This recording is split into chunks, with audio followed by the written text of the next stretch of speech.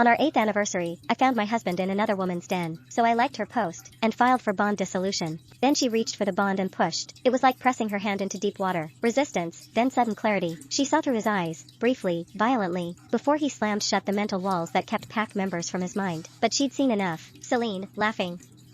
Ethan's hand on her waist, the cabin's familiar rough walls unchanged in 5 years, and his wolf, rising inside him, responding to her scent with a hunger Elena hadn't felt directed at herself in months. She withdrew. The bond snapped back into place, quivering with his shock at her intrusion. He'd felt her. He knew she'd seen. Her phone buzzed. Don't wait up. Pack business.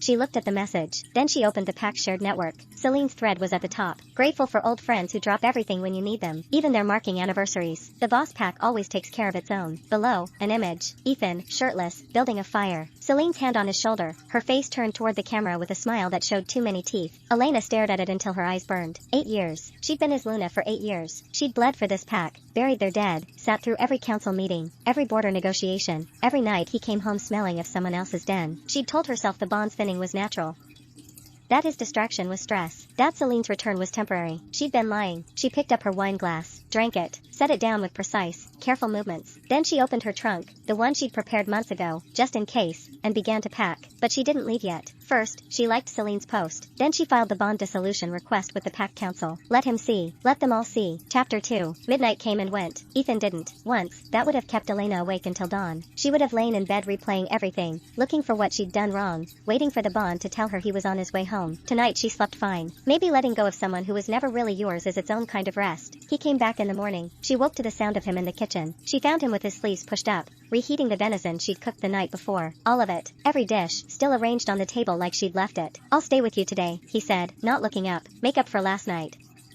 He tasted a piece of the venison off the serving fork. Good, he said. You've gotten better. She looked at him. Ethan never ate leftovers. It was one of his things. Fresh kills only, food prepared the same day. The fact that he was standing here reheating yesterday's meal and calling it a gesture told her everything about how seriously he was taking her dissolution request. He was waiting for her to soften, to thank him for the effort, to step down off whatever ledge he'd decided she was standing on. That's not necessary, she said. He looked up then. Something flickered across his face. He turned to the counter and came back with a small package, set it in front of her, from the night market. The herb cake stall you always wanted to try. She looked at it, wrapped in leaves, the way Celine liked. Her preference, from a comment she'd made once about how the best food came simply packaged. She'd mentioned her allergy to those particular herbs the first winter they were together, twice more after that. He'd never remembered. 7 years, and he knew everything about Celine's tastes. He didn't remember what made Elena sick. She didn't say any of that. She just sat down and looked at the table. The silence stretched. She felt his patience thinning through the bond, that familiar pressure, the warning that came before he stopped trying. You've made your point, he said. I came back.